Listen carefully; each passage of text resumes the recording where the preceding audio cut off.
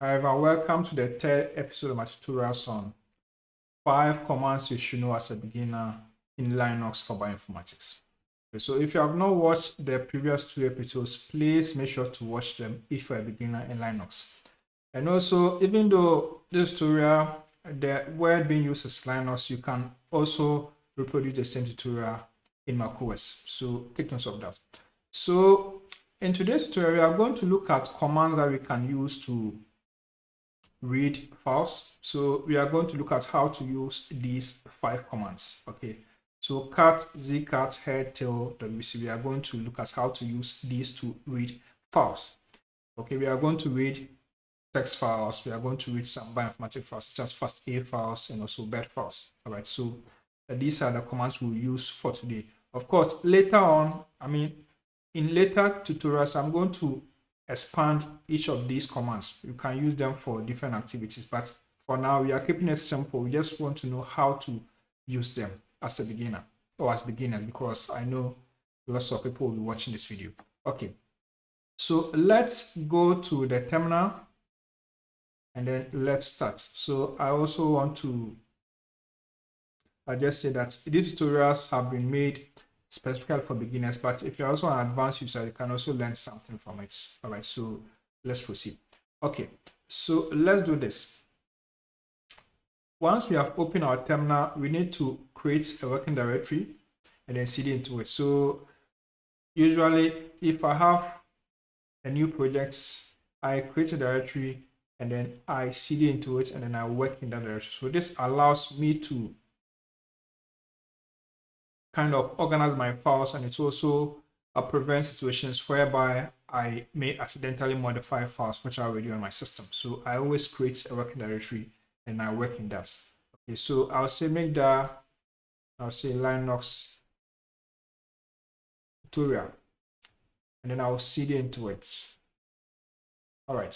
So again, the other reason why I had to create this directory is that we are going to use some example data. And so it's important we make sure we separate that data from files which are already on our system. And so that's why we have to do these things. This also allows us to recap what we've done previously. We use the migda, we also use the cd. So if I begin this, and then this will also allow you to recap what you've done. So it's going to refresh your memory. Okay.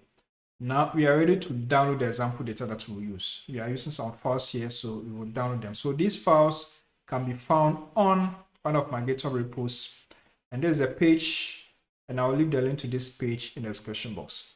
So when we are here, look for this file, files_episode3.zip. This is a file we are going to use. So it's a zip file, it's compressed. So different files have been compressed and we have it as a single file here. So once we download, we will extract the contents. So I repeat, the link to this page is in the description box. So look for this file and then click it. And when you click it, you'll be sent to another page, which is here. So when we are here, come to the right side, you'll see this button raw. So when you see raw, right click and then go to copy link. So copy the link and then move to the terminal to download. All right, so you will do the downloads on the terminal, but you can also download using your browser, that's fine. But since we are doing a Linux tutorial, it makes sense to download on the terminal. So I'll move to the terminal to download. Okay, so we are here. So we'll proceed. So with the download, if you are on a Linux system, then we use wget and then you paste the link. So wget and then you paste the link there. All right, so everything should be on one line. It should be something like this. So it's going to be something like this. All right, so everything is supposed to be on one line like this. Okay, but for the previous scene, because the font size was large, some of the characters spilled to the next line. But once I had reduced the font size like this, it all comes the same line. So you should see everything on the same line. Okay, so that's what you need to do. But if you see some spilling down, don't worry, it's also fine. It's going to work out fine for you. So let's proceed. Okay, so I have reversed back to my old font size. So you will see something like this. Okay, so let's execute this command to download the example data. Okay, so it's been downloaded now, so we just have to wait. Okay, it has been downloaded. All right, so if you do an ls, you're going to see the file there. Now, if I'm macOS, then it's possible that the wget may not work for you. And so on macOS, you can use curl. So let's clear the screen and let's also use curl. So you can use curl to download. So if you're using curl, then it's curl, and you can see you paste the link and then space and you say /l. Oh, the O is lowercase. And you can give it a name. You can say my files.zip. All right. So if you're using curl, then you can do it this way to download. So let's download it. This is for the curl users. So if you execute the command, you should see the file size also showing here. All right. So if you see them, that means everything is fine. Okay. So now download is complete. So if you do an ls, you're going to find that also here. All right. So this is how you can also use curl to download the example data that we are going to use. All right. So these commands we've just executed have allowed us to refresh our memories because these are things I covered in my previous tutorials. So you can also watch them if you are new into Linux. So just watch those videos as well. The links to those videos are in the description box. Okay, so now we can proceed. Now let's do this. This and this are the same. All right, so we don't really need both. So we will just remove one of them and then proceed. Okay. Or let's even leave it. Okay, I don't want to confuse beginners, so I'll just leave them. We are just going to use one of them. All right. So let's do this. Let's use this one. We are going to unzip this and then we will proceed. Okay. You can also unzip using this one, it's fine. But let's unzip the contents. So I'll unzip this and then get all the files. So I'll say unzip, and I'll say files underscore episode 3.zip. So I'm going to use this to unzip the file. So let's execute this command. Perfect. So if you unzip it, you are going to see lots of files coming up. Okay. So you see some stuff like that. So that's fine. Okay. So let's proceed.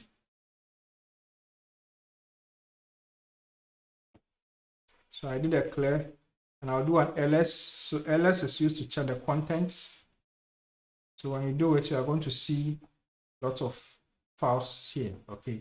Excluding the zip ones. The zip ones are the ones we downloaded, but aside that, you are going to find all these ones there. Okay, so that's what we need. Now I'm going to do this because I want us to focus on just the ones we want. I think I will just try to move these somewhere, or I can just leave them. I think I'll also leave them. That's fine. We will just focus on the others. Okay, so let's do this. We are now going to start with the example commands. So I'll start with the cat command. Let's take a look at it first. I'm going to start with the cat command. All right. So the cat command is used to concatenate. So the cat, the cat simply means concatenate. So it's used to concatenate files, that's combine files. And then it can also be used to view the content of files. Okay. And you can also use it to create files. All right. So that's it. Now let's get back to the terminal. If you want to look at the cat, you can say cat-help. So this will display some information for you. I'll go over this one. You can say cat-help. And this will display information about the cat command or cat utility for you. So we are going to start with the cat command. Okay, let's do an ls again and proceed.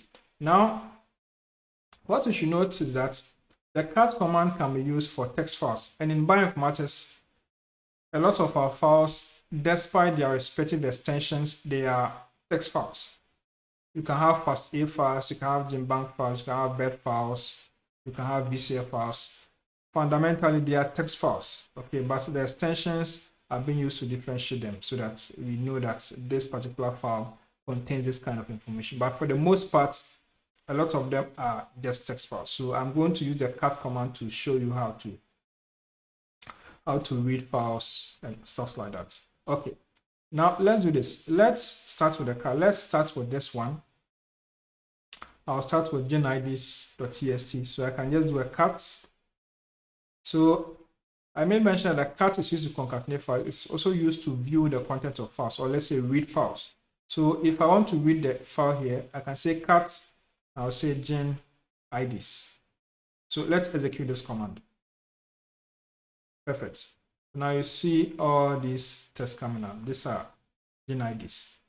Okay, by the way, this text file here, this one, I generated it from one of my videos on gene expression analysis using the SIG tool. So if you're interested in gene expression analysis, then check the description box. You'll find a link to videos of such nature or such kind. Okay, let's clear the screen. Let's do an ls, and then let's use this one also. Let's do a cat here. So I can say cat genlist.bed. This is a bed file. So I can just do it like this. Okay, so there's also a bed file. All right.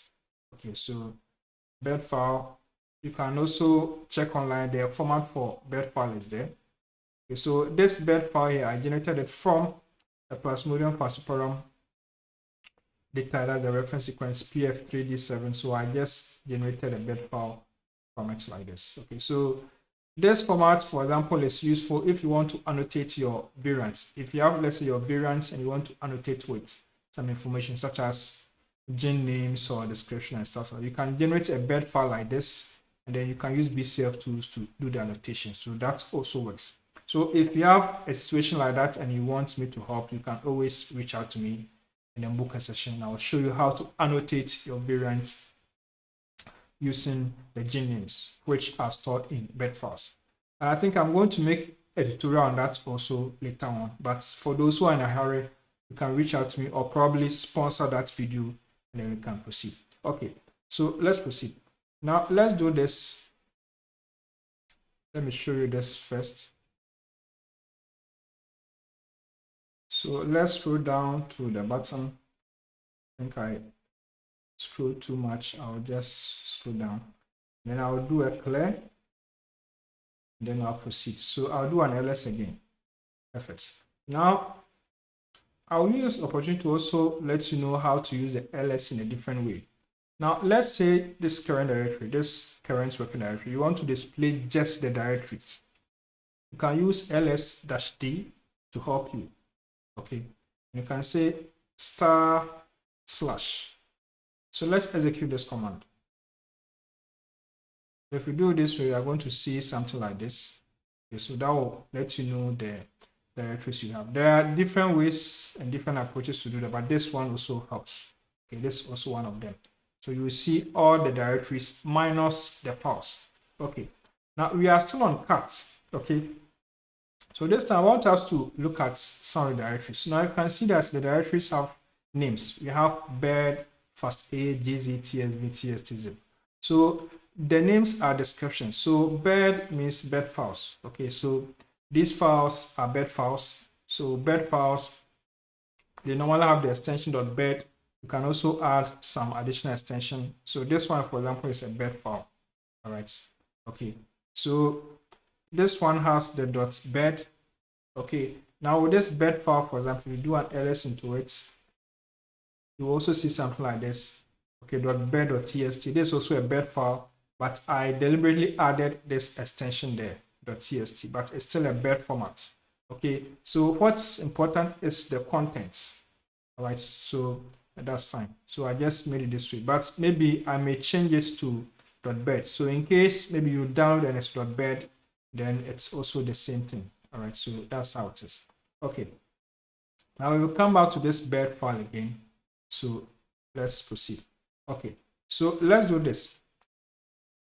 I want us to focus on the TST file, the TST folder, which has text file. That means they have files with extension .tst. So I'll say lstst, and I'll see some files there. All right, so I'm going to use it to also show you another way to use the cats. So the cats command is used to concatenate. It's used to extract content in a file. So it's not just about one file. You can also apply it on multiple files. So for example, let's look at this one here, samples batch 1, samples batch 2. Let's say cat tst /. samples batch 1. Let's have it like this.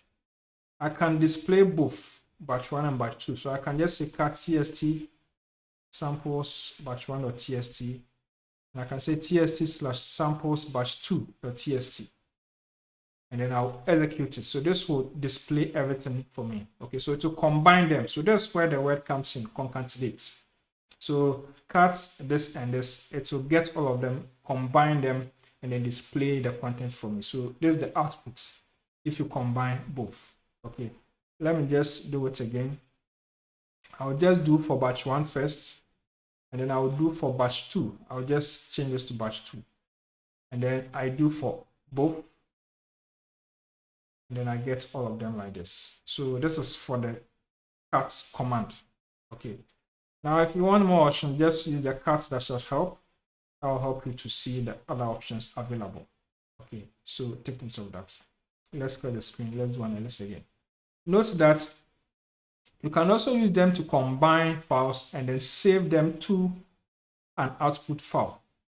So the ls.tst that I showed, you can just do a cat this and this, and then the results, you can save it to an output file. This is something I'm going to cover in detail in another tutorial. Okay, so bear in mind that the cat command can be used to combine files, and then the combination, the results, can be saved to a different output file. So take note of that. So this is for the cat command. Now let's look at the next command, and the next command that we are going to use is the zcat. Okay, so why do we have cats and why do we have zcat? So the zcat is used for compressed files. Okay, let's go back here. So zcat is used for compressed files. So if the files are compressed, so compressed files will have extensions like .zip, .gz. Okay, so in such a situation, you can't use the cats, but you have to use zcat. So the z here is used to uncompress, and then the cat will now get the uncompressed file and then display or process it how you want it to be. Okay, so let's look at this example. Now this and this, obviously we will not touch them. These are all of them. We will not use them for now because this contains lots of files. We just want one with a few files. So let's look at the gz. Okay, so the gz, let's ls into it. I have files that end with .gz. Let's also ls into zip, ls zip. I have some files there. All right. So files that have this extension .gz and then .zip, these are compressed files. Okay, so once you see files like this and they're compressed, so that this also brings me to this one. So if you take a look at fastq files, sometimes you see that we have .fastq.gz or .fq.gz. It's because it's compressed.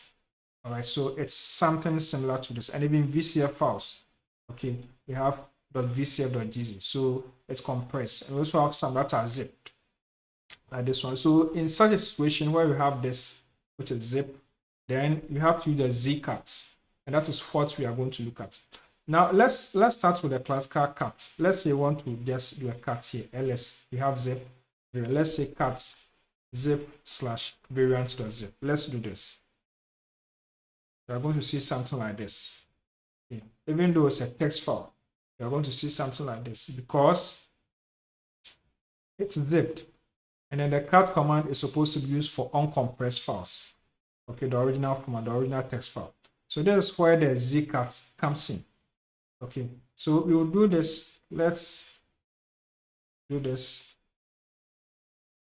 Okay, but as it stands now, what we've done here, this particular terminal may not be responsive.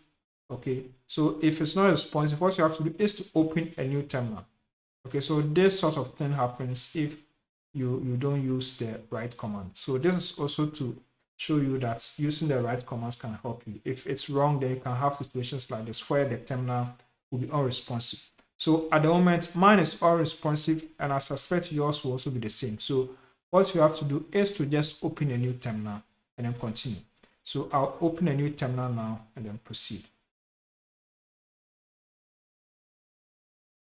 All right, I have opened a new terminal. So I'll just do an ls again to see my files. I think this one, I will not need it. I think it's even responding, but I will not need it. I'll just close it. All right. If you can also use Control-C to interrupt it, but I don't need it. I'll just close it and open a new one, which I've done already. So I'll use this one here. All right. So now we are going to use the zcat to help us to open the file in the zip file. So let's ls into zip again. Okay. So this time, instead of the cat command, we are going to use zcat. So I'll say zcat. I'll say variant. No, not variant. We have to specify the directory first. So it's going to be zcat zip slash variants dot zip like this. So let's execute this command. So if you execute it, you are going to see this coming up. Okay, so this is how it's supposed to be. So the content itself is there, but because it's zipped, when you use a zcat, Z will first uncompress the file, and then when it's uncompressed, then you can now use the cat. Okay, so this zcat command, it's similar to you doing this. Let me show you. Let me show you this. It's similar to you doing this. Unzip variants.zip like this. Let me just do it. So the variant.zip is not going to work because I have to specify the full parts. Okay, so I have to do this unzip. Yeah, it says cannot find or open variant.zip. Okay, so this happens for beginners a lot. So because this is in this zip directory, if I just say variant.zip, then it cannot be found. So the correct command is supposed to be unzip. Now say zip slash variant.zip. Okay, so what I'm doing is that I'm trying to, the zcat command here, I'm going to show you how to do it in 2 stages. So in the 2 stages, I said first the Z unzips it or uncompresses, and then the cat is used. So I can just do the unzip here first. Okay, if I do unzip, I do ls, I see the file there, and I can say cat variants.tsv. So this will also give me the same thing. Okay, so instead of doing unzip first and then coming to do cats first, just do everything like this. So there's a one-liner command that will save you time. Okay, so the zcat command here, behind the scenes, it's uncompressing it in this form, let's say unzip, for example, and then using the cats. But this it's going to take longer than just doing zcat and then specifying. So I'm just showing you how some of these things work behind the scenes. All right, so that's fine. Let's repeat the zcat command again. Let's ls into gz. We have some other files here that we can use. If you look at this one, this variant.tsv. You can say zcat gz slash variant.tsv gz. This also display it for you. Okay, let's also try with the tumor.vcf. You can say zcat, and then I can say gz slash tumor.vcf.gz. This will also display everything for you. Okay, so this is how we also use the zcat. Let's do an ls, and then let's look at our files again. Perfect. Now let's look at the third command. The third command is going to be head. Okay, so the head command is used to display or to print the first lines, or let's say first n lines, where the n represents a number. All right. There's a default number, but you can also use your own number. Let me show you how it's done. Let's get back here again. Now you see our gen IDs here. Gen ID.csv. We did a cat, so the cat displays everything for us. But sometimes you are not interested in all the lines, and that's why the head comes in. So if you want to display, let's say, the first few lines, you can just say head gen IDs.txt. So this will display the first 10. I think it's first 10. 1, 2, 3, 4, 5, 6, 7, 8, 9, 10. So by default, it displays the first 10 lines.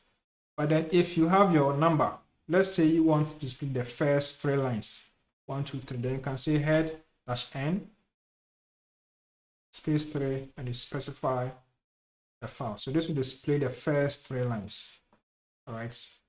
Some two may say head -n3 and specify the file, and that will also be displayed. So you can use head-n space 3 genids.txt, or you can also use head-n3 without any space and specify the file, and it will also be displayed. So if both of them works, fine, but at least one of them is going to work for you. Okay, so if you want the default now, which is 10, just go by this. If it's this, just go by this. So it's very, very simple and straightforward. Let's still try. We can try with what? Variant.tsv. Let's do a clear. Or let's even continue. You can say head variant.tsv. That will also display some stuff for you. Okay. Let's clear the screen. Let's do an ls. And then let's go back to some of the other files. Okay, let's go to, let's say bed. I'll say ls bed. Okay, I have some stuff like that. I repeat, this is a bed file. Both are bed files. So bed files, usually you will see them ending with .bed, like this one. But in some situations, you may also see them ending with .txt or even ending with .zip. So that is why I deliberately added this, so that you see a different way that bed file is named. So now let's do a head. I'll say head bed/bed file patch 1. That will also display some of information for you. Okay. And also sometimes, if let's say the bed file was created by, let's say, copying and pasting from a different document, then you may see something like this coming up. So this one, for example, I just did a copy and paste from my spreadsheet software. And so there's a character here which is unknown. Okay, so that is why you see this there. But probably I may correct that, so it's likely that when you open the file, you may not see this one there. It might be gone. Okay, so just take note of that. Okay, so this is for the bed file. You can also try with the bed file 2. That also works. So just experiment. Now you have lots of files to play with. So just experiment and then just develop the expertise. So this is for the head command. All right. Try with all these ones and then let's see. Okay. Now let's proceed. Now let's move on to the other command. That is going to be tail. That's command number 4, tail. All right. So this is the opposite of head. So with tail, we are looking at the last lines or the last n lines. So this one is straightforward. This time we are starting from the tail, from the end, last n lines. So for this one too, the default is 10. So we will try that. Let's clear the screen first. Let's do an ls and let's do the tail. So I'll say tail genids.txt. This will give me the last lines. All right. So that's how it's done.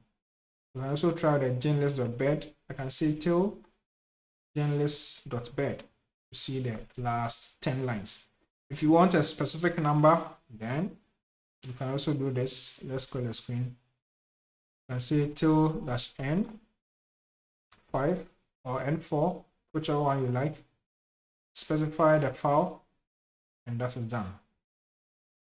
Let's try with genlist.bed. You can say tail-n4 genlist.bed to see the last 4 lines. All right, so it's also very simple. So why don't we try with these ones, all these other files, right? We've also not talked about the FASTA files themselves. These are all text files. So let's ls into it.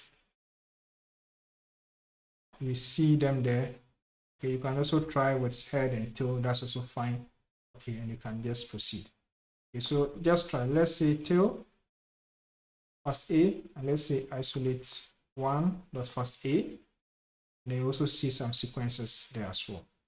Okay, so FASTA files are also text files, so you can also use the cat, head, tail, all those ones also here, right? So take note of that. Now let's clear the screen. Let's ls and then let's proceed.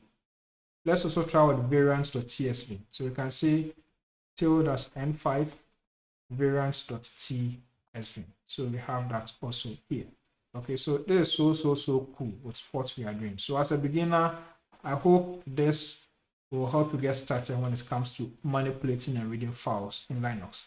Now let's look at the last command, and the last command is wc.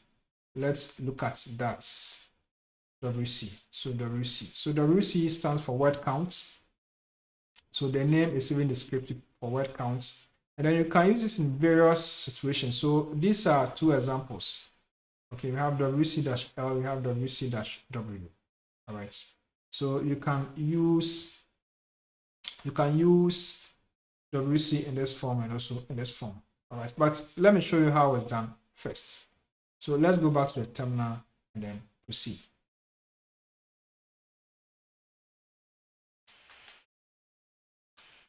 All right. So let's do this. So let's first do wc-help to look at the help command. So we have some stuff here. All right. So you can use different options. We have the c-m-l uppercase w. All right, so we are going to try with two of the options. Okay, so let's do this. Let's clear the screen. Let's do an ls, and then let's do this. Now we have our gen IDs. Let's just do a cat again. Okay, now let's just say that the gen IDs you have, this text file here, okay, it's from an analysis that you did, and then these were the results, the outputs. All right. Now, if let's say you want to know the number of gens which are hits, okay, and you want to count them, then that's where the WC comes in. So WC, let's say that the help. If you want to get the number of lines, okay, we use -l. All right. Let's clear the screen. Let's do an ls again. So let's say each of these gens, you know, if you do a head, let's say head-n2. Let me just redo it again. -n like this. Every line contains a gen. So if you want to get the total number of gens, then it's going to be wc-l, and you say gen ids.txt. That will give you the hits. Okay, we have 40 gens. All right, so that will let you know what they are.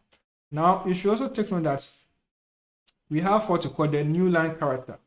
So if let's say you have a new line character, then that is what is counted.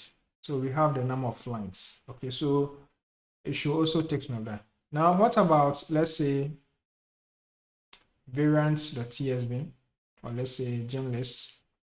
You can also, let's say, gen list.bed. You can say wc-l.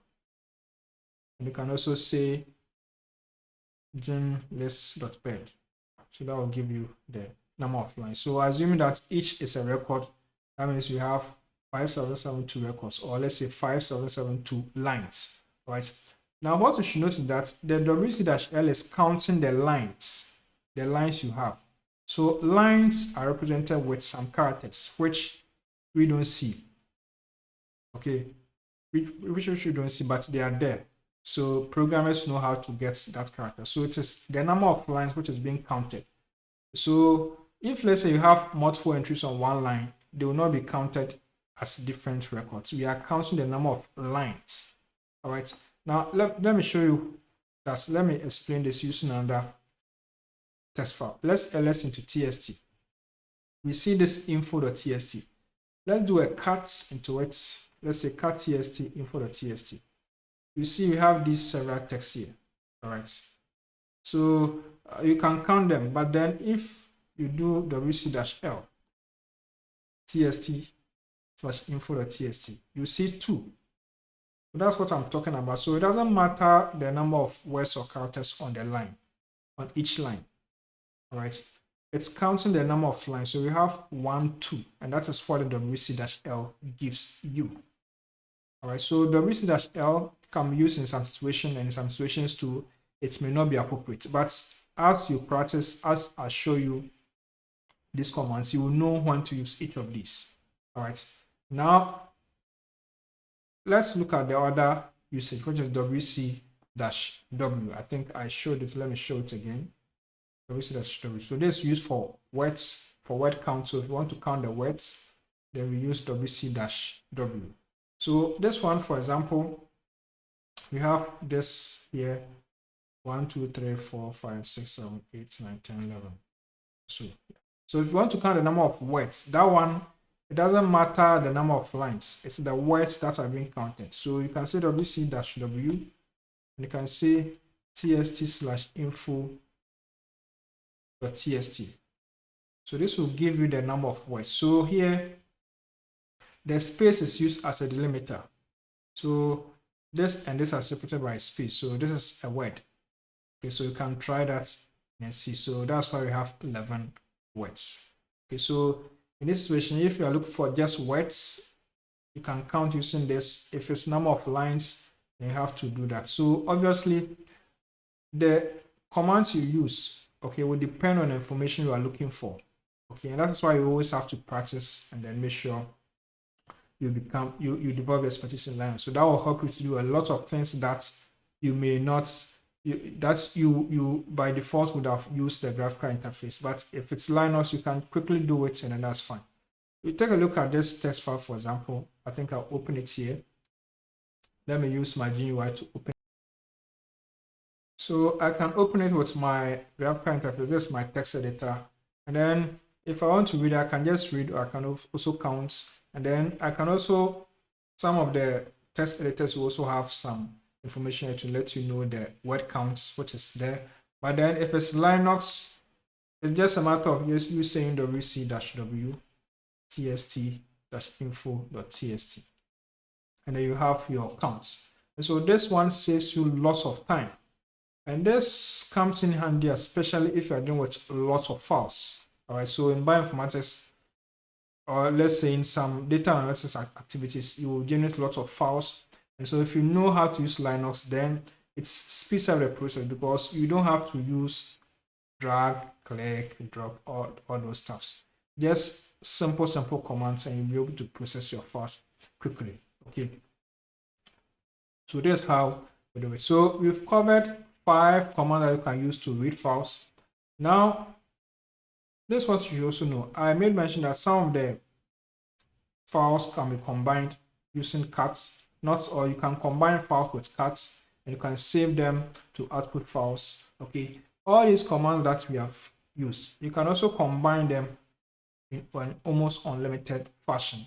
This is something I'm going to cover in other tutorials, because in some situations you may have to combine cats, or you may have to combine zcat, head, tail, etc. So these are things that we have to look at later on. Of course, in my bioinformatics tutorials, I use some of these commands, but we are going to use them specially. We are going to have activities where we use these combinations to try to get some information. So that will also help beginners to understand how to navigate the Linux system. All right, so that is how I bring this to an end. And for those who want to support the channel, just check the link in the description that you can use to support me. Okay, you can buy me a coffee, or you can also support me on Patreon. All right, so that's it. And let me also say that I'm currently working on ebooks for the Linux command that I use in these tutorials. So if you want the ebook, you can also check the description box. I will link the download link there as well. So that'll be all for this tutorial, and I will see you in the next session.